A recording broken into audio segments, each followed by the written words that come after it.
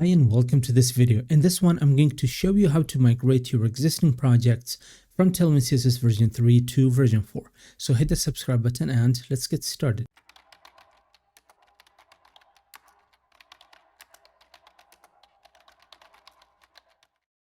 Very quickly before the start of the video, if you want to stay updated with the modern web development courses and content releases, please subscribe to my newsletter.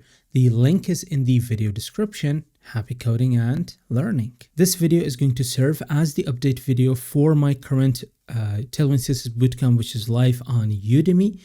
And in this video, we're going to go over all the source code of my bootcamp, and I'm going to show you how you can migrate that from version 3 to version 4.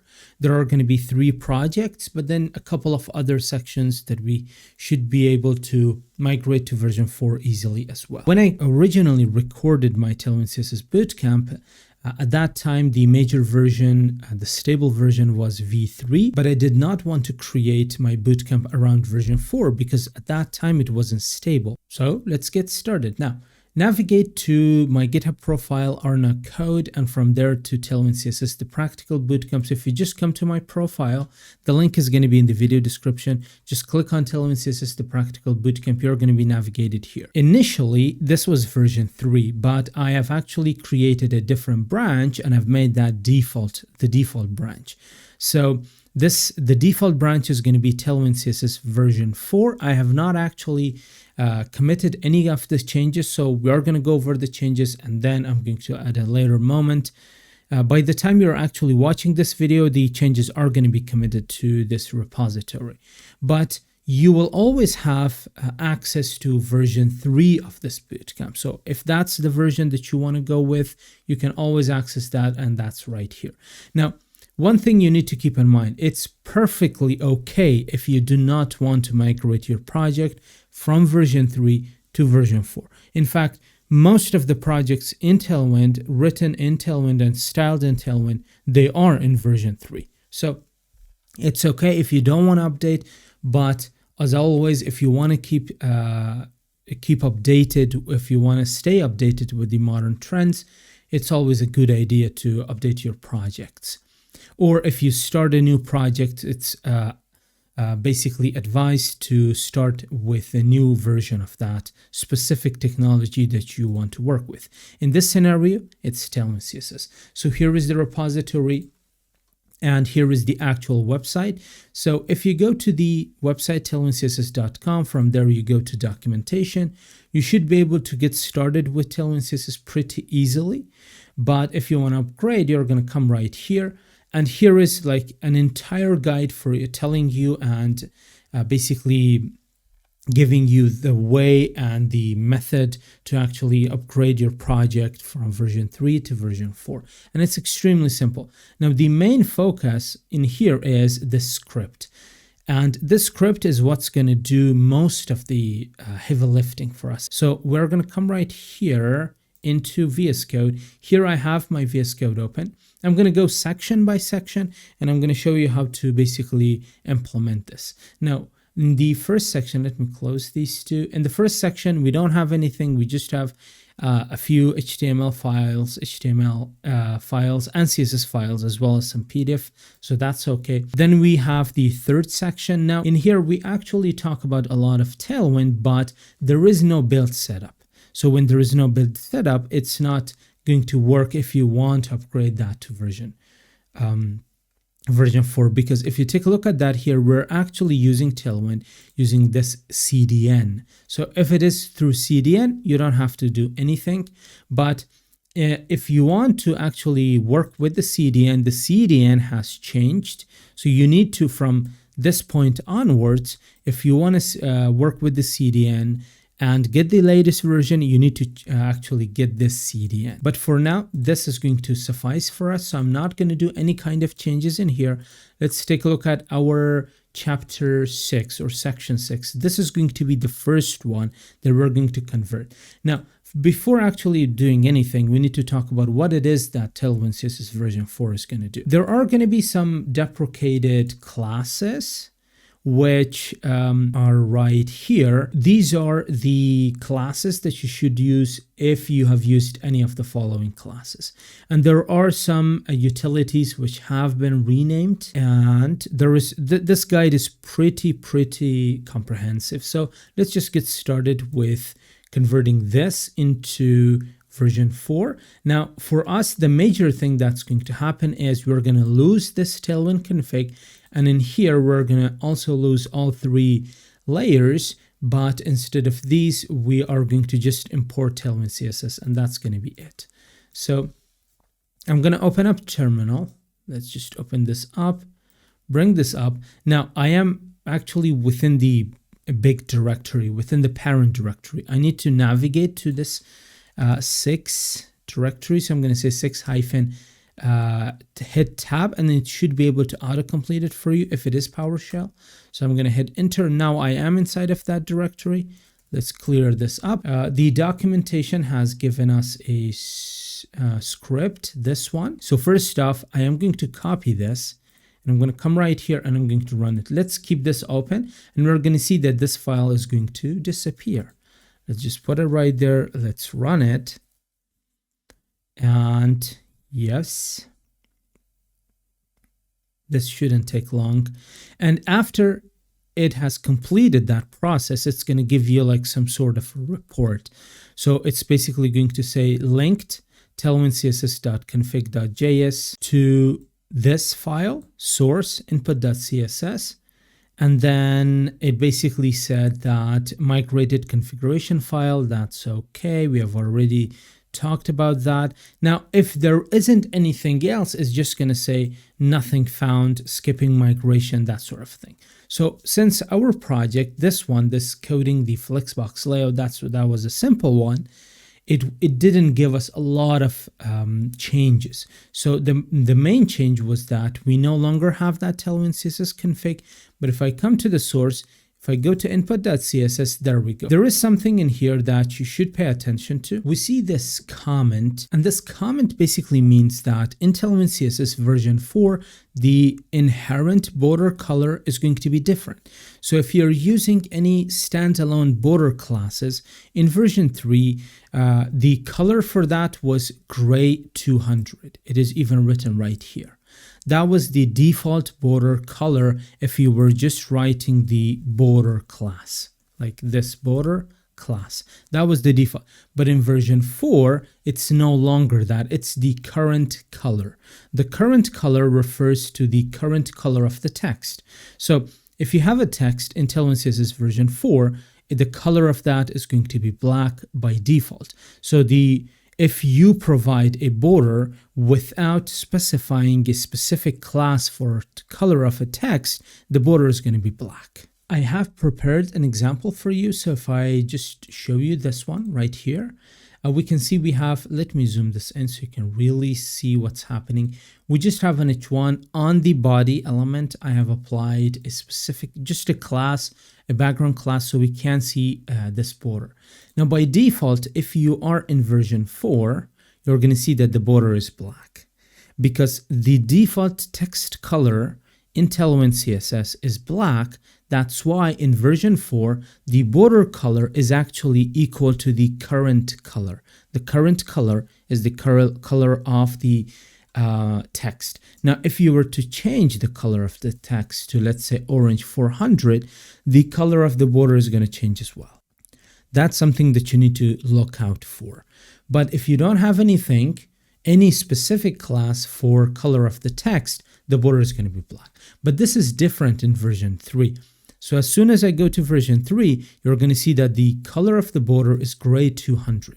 There we go. So that's something that you need to keep in mind when it comes to the colors of the border. And that's why you have this message right here, letting you know that this is the difference. And aside from this, that's it. I've looked through these files. There isn't anything that we should change. So I'm just going to close this as well. Let's bring back our terminal, clear this out. Now I'm going to say CD, and then we're going to go to the next folder, which is going to be 8.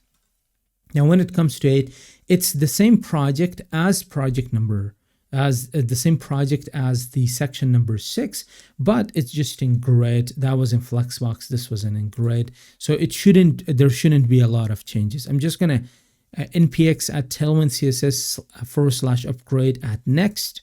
Let's hit enter. And that's it. What it does is the major visual thing that we can see is it removes that configuration. Let's go to the source. And there we go. We got our message regarding the color. So now that this part is done, let's collapse this. Let's open up this directory. Now in here, you're going to see there's a bunch of images. So I'm not going to do anything there. In here, we also have images. These were the DOM tree and the component architecture. So you can get started with actually knowing how to write a component, how to come up with the layout for a component. In section number 11, we seem to have another Tailwind config, but always before running the script, make sure you take a look at inside your input.css, because this is where the major changes are going to happen. So I'm going to keep this open. I'm going to come right here. I'm going to say cd section 11, hit tab, and now we are in there. Let's run that command, and we're going to see the changes happen immediately.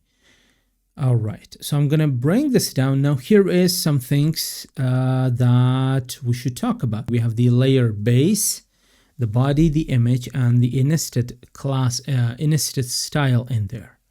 And that's it. There is no difference. Now, the difference is going to come when we have some kind of theme configuration within the Tailwind configuration. That's going to be different. And we're going to see that when we get to three of our 3 projects. So this part is done. That's it. You don't have to do anything else. Now let's go to section number 12. That should be easy as well. Let's say cd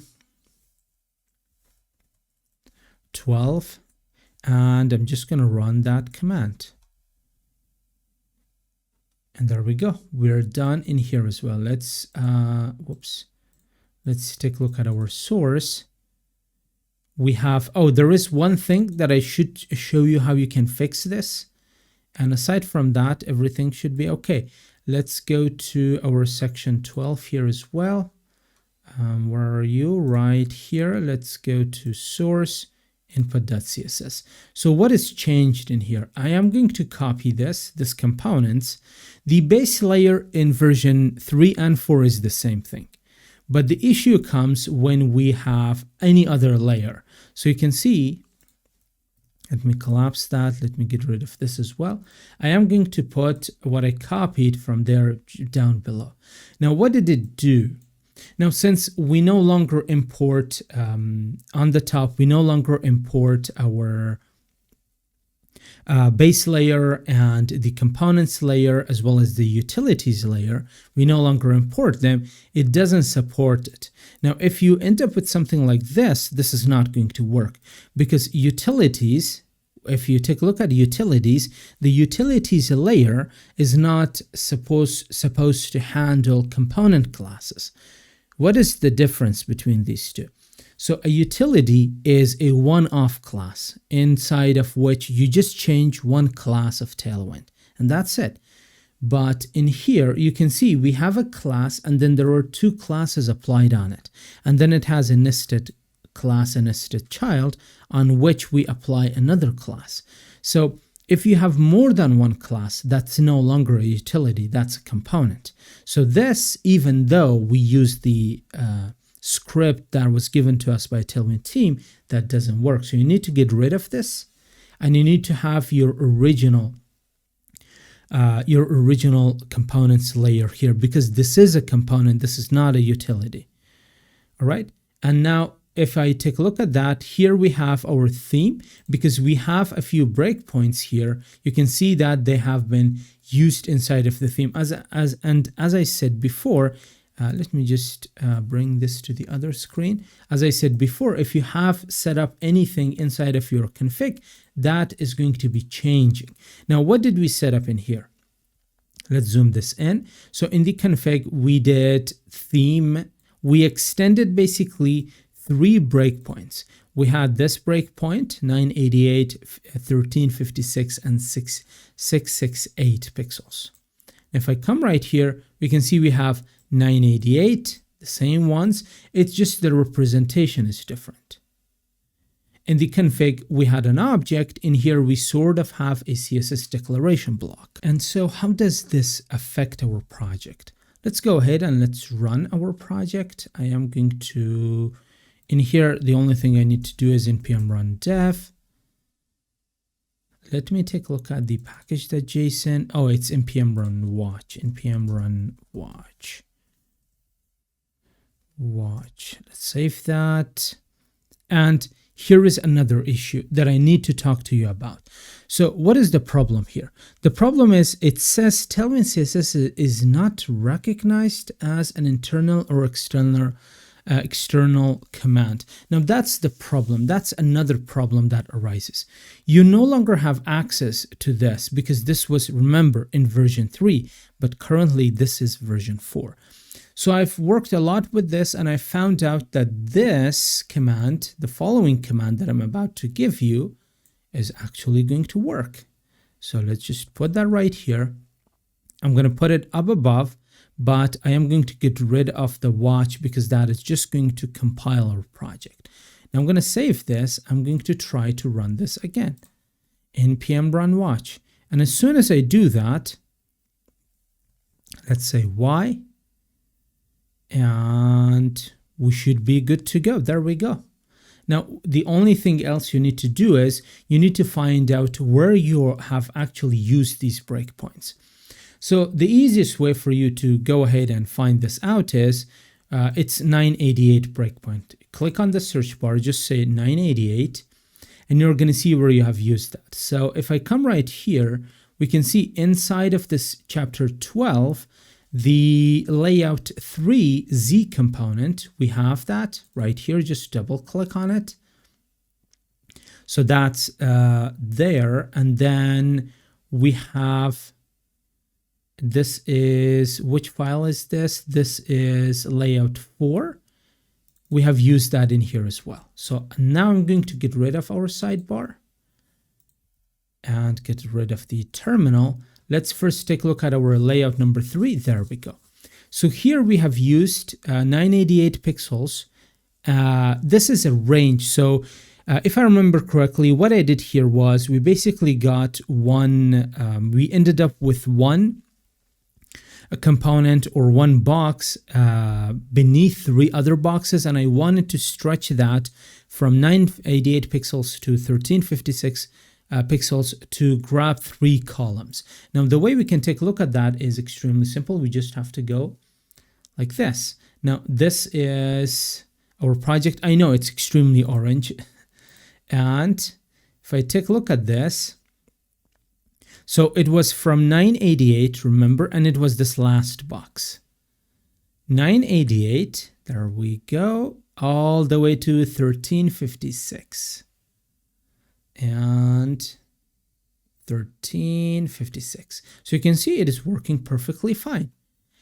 And we don't have to do anything in here. So in here, we actually use 988 to 1536. These were the only 2 files.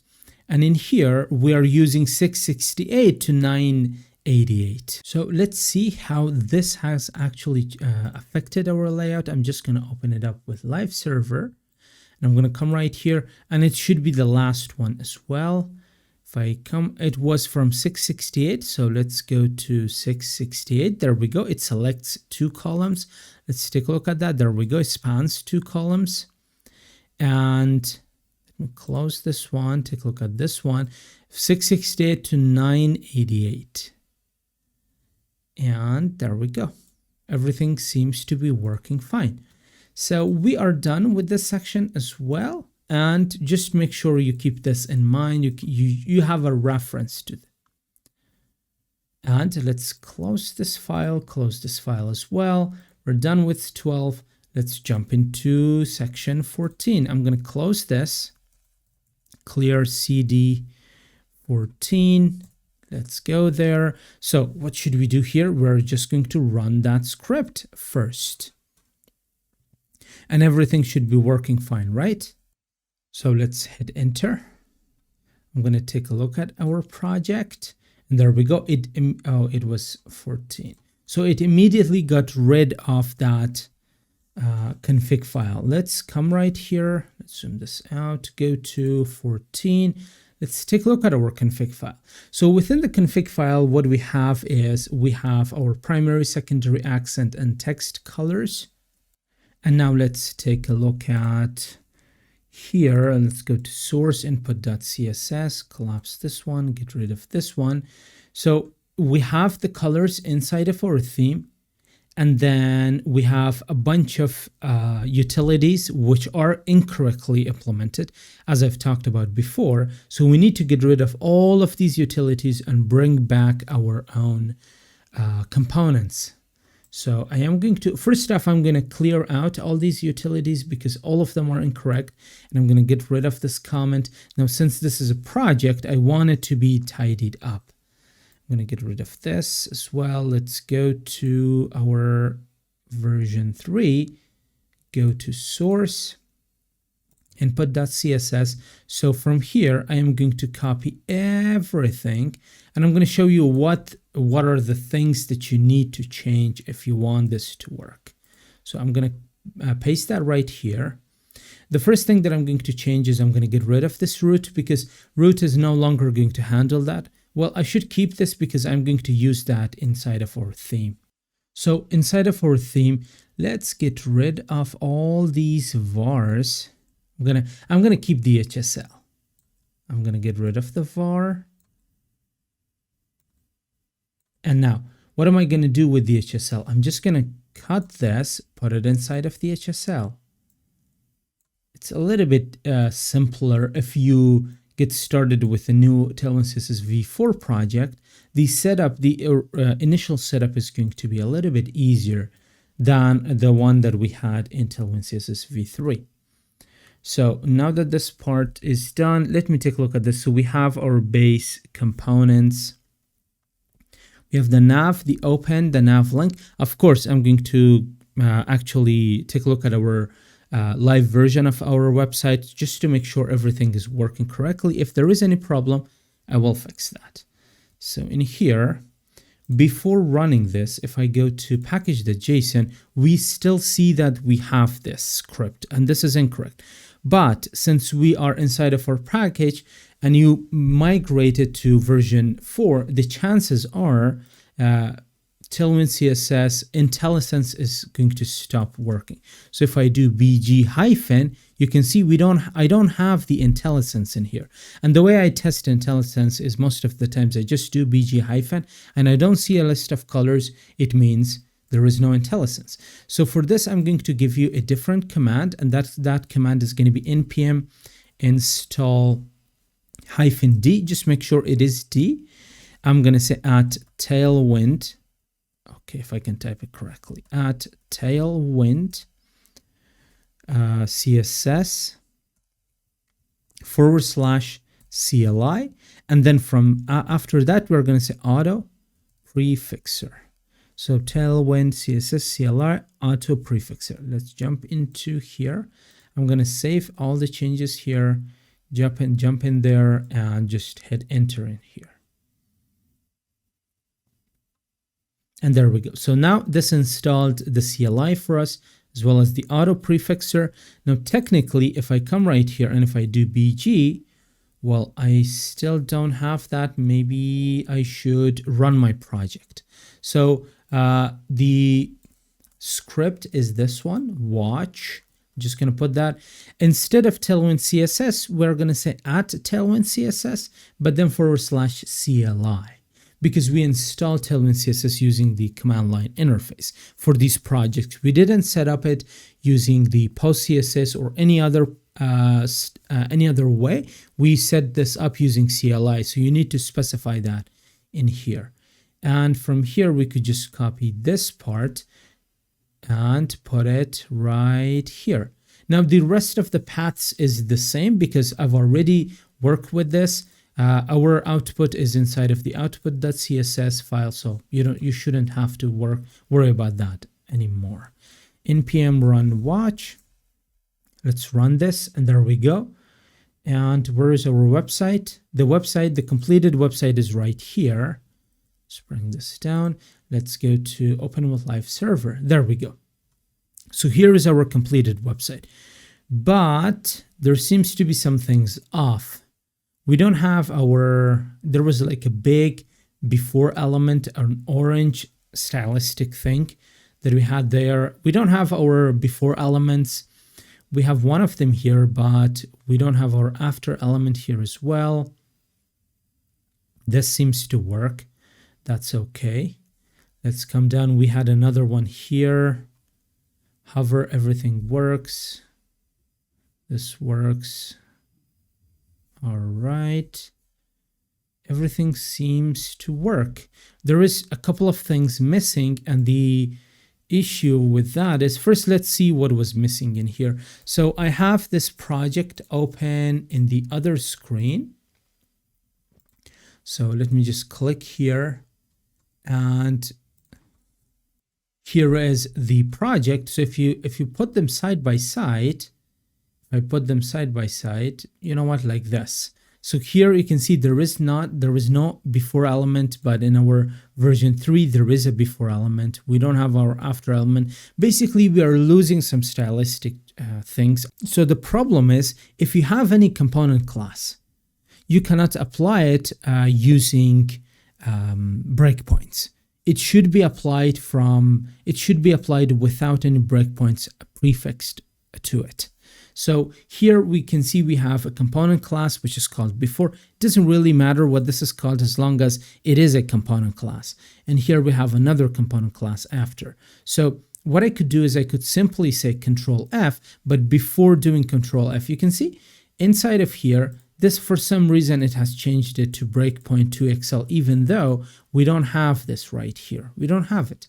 So I need to just bring it back to the original. So it was max with screen hyphen 2xl. Let's save this. Let me check our, I should close this. Maybe if I rerun it, we should be able to see our auto prefixer working. So I'm going to close this, and there we go again. Let's check this again. BG and BG hyphen. There we go. We got our IntelliSense back. Let's zoom this in. I need to rerun the server. It says CD14. Cannot find path. Where am I? ls. Yeah, that is CD. Oh, CD14. There we go. This is better. npm run watch. And we are good to go. Let's run this again. And let me get rid of that. All right. So we changed this, and now you can see we have our IntelliSense back. Now, we need to search for our before class. Now, if you do a search like this, you can see there is 114 results coming up. And the problem with this 114 is you have to do like next, or before. But if you're using a component class, before it, there is going to be some space. And after it, there is going to be some space. But this is this is the original version of our project. So this is version 3. And I specifically said that before the component class, there is going to be a breakpoint. So before, there is not going to be a space. But after this, there is going to be a space. So as soon as I do hit space, from 114, we just went down to 15. And now I need to sift through these 15 to find out on which of these component classes I have applied a breakpoint. And to make our lives easier, I can just prefix this with a colon, and now we get to 2. So from 114 to 15 to 2. There we go. So we got our Excel right here. And where is that? You can see it says professional photographer. So this is the showcase of our website. Okay, and as soon as I get rid of this Excel and save this, come right here, you can see now it has been added. What about this section? We should have our after element. But before that, there is one more place that we need to go, and that's the skills part. You can see it says skills, social innovation, and that is 85%. And then we have this figure element which has a before on it. So if I come right here to our figure element, there we go. You can see social innovation, and then we have this figure that should have that before element. So as soon as I come right here, get rid of that, save this, come to here, there we go. We got it back. Cool.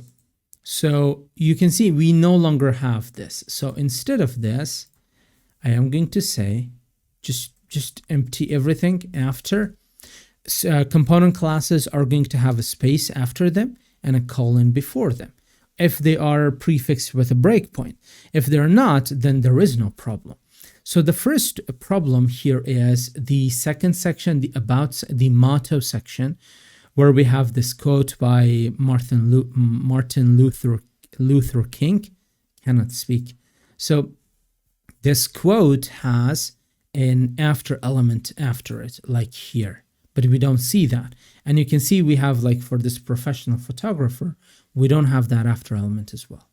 So if I come right here, as soon as I get rid of this LG and save this, this is going to be appearing. Now, what is happening if I get rid of the LG? What's the side effect of that? There is no side effect, because if you take a look at this, you can see this before component class and the after component class. The only thing they do is they do not give like any kind of height or width to our pseudo elements. The only thing they do is they provide a position, some content class, which is required, rounded corners, and a background. And you might be saying, okay, background gives it dimension. No, background gives it background, but then if you have height and width, that gives it dimension.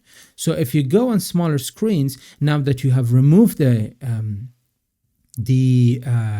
breakpoint, if you go on smaller screens, you should not be able to see that. There we go. You can see this is our V3, and we don't see that on the bottom. And this is our V4. As you can see, there is nothing in here.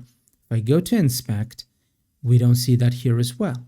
So it doesn't really matter. It's just some little annoyance that we have to change inside of our project. Because for the project, the way I have implemented this, there is not going to be any problem. And let's go to the next one where we have this about me.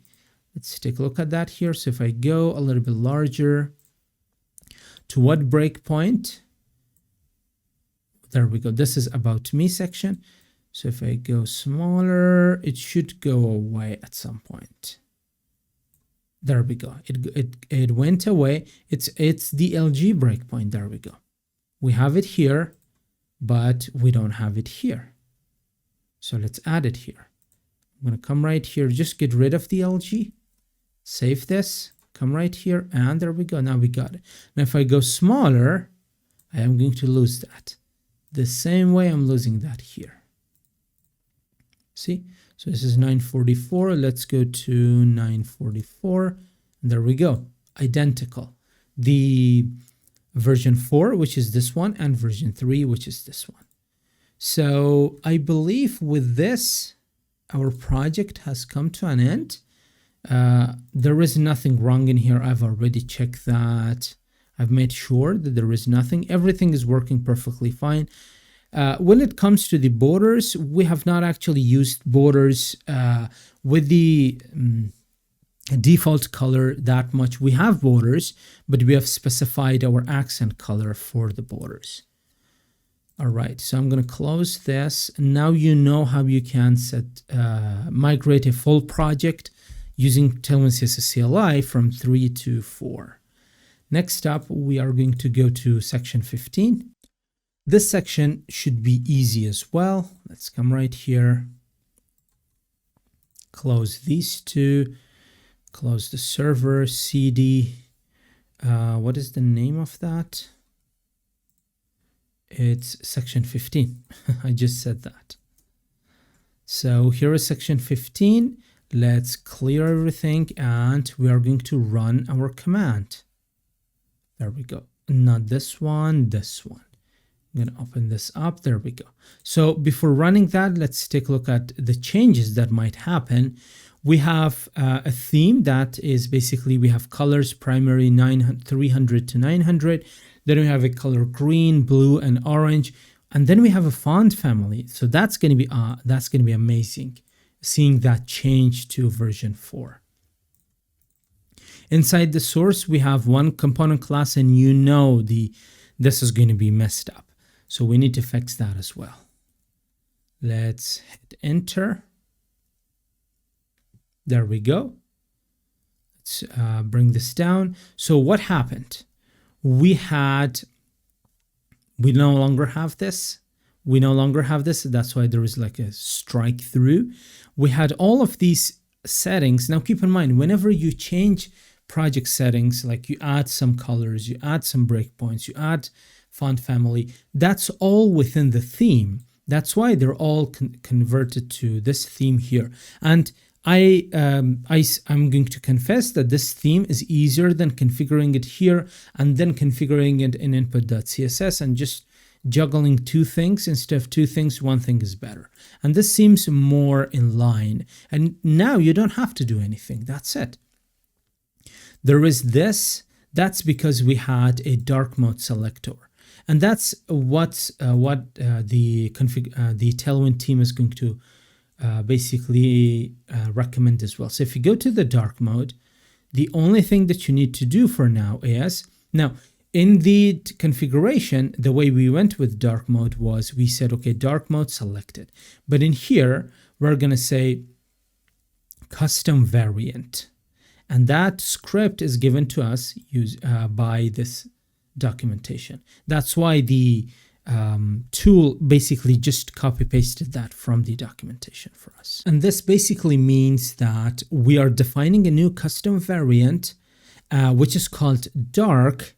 And this basically, in simple terms, it is going to apply styles when the dark class is anywhere inside of our parent tree. Whenever we use the dark class, it's going to apply that there using this custom variant with the name dark. That's it. That's the only thing you need to apply in here. So we still have this comment about the border. Let me get rid of that. We still have our utility component, which should not be utility. So let me come right here. Where's our project? This is project number 15. Let me close these two. Let's go to source. Input.css. I'm just copying it from here so you know that it is the same thing. Let's just put it right here. We need to, of course, run our project. So let me open up package.json. Now inside of our terminal, I'm going to basically paste in this. And this is going to install the CLI and the auto prefixer. And you already know why we need this. We have talked about that. And there we go. Both of them are installed. And the last thing is you need to change this script. I'm going to put that in here and I'm going to put it in here as well. And I'm going to get rid of the watch. Let's run our project npm run watch. And where is the index? Open with live server. There we go. We have our dark and light modes. We have the borders. Everything is okay. Everything should be perfectly fine. Now, we don't have any kind of pseudo components, pseudo class components, or components that we are appending with a breakpoint. So there shouldn't be any problem in there. And we can take a look at its responsiveness just to see that everything is in order. There we go. There is nothing. I checked this. There was no problem with this. So there we go. Perfect. Now we have our project number 2 finished, and the final project of this bootcamp is section number 16, project number 3. For this one, I'm going to open up the config as well as the input.css. So for this one, what do we have? We still have some colors. We have a font family. We have animation. That should be nice to see. Some custom keyframes, and then a custom animation and custom keyframe. We're going to see how Tailwind is going to handle that for us. We have our components again, and then we have basically a simple class on images. So let me close the server, cd section 16, clear everything, close these two files. There we go. Open up section 16. Now I need to run our command. There we go. Let's go ahead and let's run this. In order to see what changes are made to our project, we need to run this. So I'm going to go to the package.json. We need to change our scripts here, much like before. So now you know how this actually works. Let me just copy it from there. I'm going to put it in here. And then we're going to put the same thing here, but get rid of the watch flag. Save that. We don't have our CLI as well as the auto prefixer, so let's install both of them in this directory. And there we go. Both of them are installed. And what else? Let's take a look at our input.css. And I could run this now, npm run watch, and minimize this. There we go. So in here, what we have is we have our theme and the colors of our theme. We have the animation right here. This is actually incorrectly implemented. I'm going to show you how you can correctly implement this. We still have our border. I'm going to get rid of this as well. We have a lot of component classes which are unfortunately incorrectly implemented here. We need to fix all of them, but first I'm going to copy that. Let's go to the top. I could put it there or right here. So I'm going to go one by one and I'm going to show you how you can basically fix all of this. The first thing that I'm going to fix is going to be our component classes. So for that, I need to go into the source. Let me just keep that open. So here, input.css, here are our component classes. Just copy all of them, come right here, and from here, we should delete all of this. Let's just put that there. Let's save it. There we go. You can see it's shorter. Our version 3 is shorter. It's easier. Let me save this. So everything should be okay. We need to take our website for a spin to be able to see what's actually wrong in here. So let's check the server is running. Get our index.html, open a live server. There we go. So let's zoom this in. If I hover on this, the first problem is that spin reverse. That's the first problem as I hover on these. The second problem is we used to have like a big circle here. We don't have that. Let's go to inspect. Let's see. Click on this. Oh, this one doesn't work as well. And I actually forgot to check. We have a hamburger menu for the first project, section 14 as well. Let's check if that works. Yeah, this works. Cool. So this doesn't work. We need to fix that. First off, let's fix that spinning animation. So to be able to see that, let's go outside. There we go. So you can see the original one, the clockwise one, that is spinning, but the reverse of it is not spinning. It's because of this script incorrectly implementing the animation. So I'm going to get rid of it from here. And the way that I'm going to go about this is going to be as follows. So now, since we are targeting only one component class, we are going to use, here is where you should use your utilities layer. So from the utilities layer, we're going to grab our before class, and on the before class, we're going to apply a spin rev class, and this is going to be applied on all the before pseudo elements. Our animation is going to come right here. So maybe I shouldn't have removed our animation, so I could just have copy pasted that. You know what? I'm going to cut this so I have it in memory, and I'm going to go back a few steps. There we go. So I am going to paste that here now. Now, from here, we're going to get our animation. So animation, and this is called spin rev, 1 second, linear, and infinite. Put it right here. And then now this was our utilities, single one-off class. All right, so you should not put components here. These are utilities. Let's cut the entire thing, put it down below. Let's save everything. Let's go to our HTML. Let's open that up. So if I go to where are we applying that? We're applying that on every LI. So on every LI, we have this animate spin rev. And from this animate spin rev, I'm just going to do Control D. There should be 8. And from this, I'm going to remove the animate hyphen. So before element is going to have spin rev. That's it. Let's save this. Let's come right here. Now, if I hover on it, there we go. It is working perfectly fine. Now, when it comes to this one, the circle that we had here, the problem with that is, again, that breakpoint being applied on it. So we're going to do Control F in here. I believe it is a before element, so I don't know. I have forgotten that. So I'm just going to test for before, and then I'm going to check for after. So before, and then if it has a breakpoint, meaning it has a colon, and if it is a one-off class, that means there is a space after it. And there we go. We got only one of that. And as soon as I remove this and save this, we got our circle back. Now, the last thing is actually a specificity issue that I found out. That's a specificity issue. So where is this applied? It is applied right here on our UL. So on the UL, in the original website, if I were to show you, let me just open it up with Live Server. This is our original website. If I go to inspect and take a look at it in this window, you can see it comes from top, the menu, and it goes to the bottom.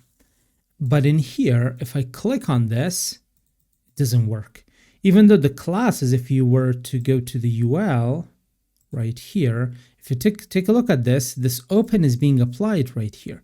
But there is actually a specificity issue that is restricting us from actually applying and enlarging the scale. So the solution for that is, if you come right here, from here, we could get rid of this origin bottom. We're going to change the behavior a little bit as well, just to keep things interesting.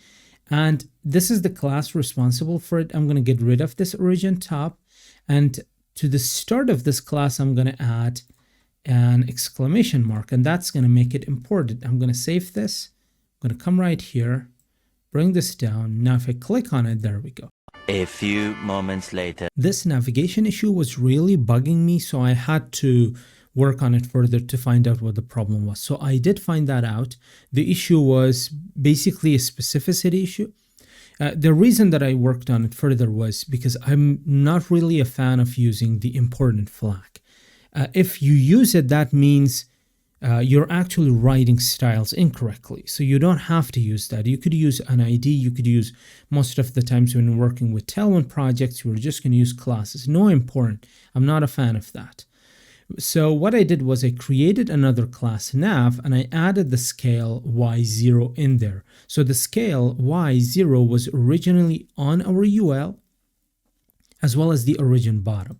So I extracted those classes and I put that here. So both of these, now you can see this open is actually on the nav class.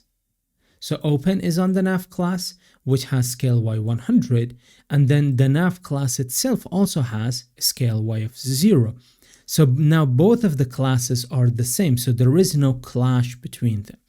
And if you do this, and just make sure you get rid of the scale inside the UL as well as the origin bottom, you don't need that. And I've updated the code accordingly as well on the GitHub. So if you go to navigation, now it should work as previously. There we go. And if you go to my GitHub, I have uploaded all of the code. I've made all of the changes. There is everything, so you can just go ahead and download it from there. And here is the GitHub. So, whoops, where did it go? So if you just go to GitHub, My profile, you can just see I just updated that a few minutes ago. So if you go to the Tailwind CSS Bootcamp repository, just click on it. Originally, it's going to be V4. If you want to take a look at V3, you can just click on V3. You can just select that branch and all the code is going to be V3. But here is the default branch for this one. If you want to download the code or fork this, is going to be the version 4. And with this, the entire update has come to an end, and see you in the next one.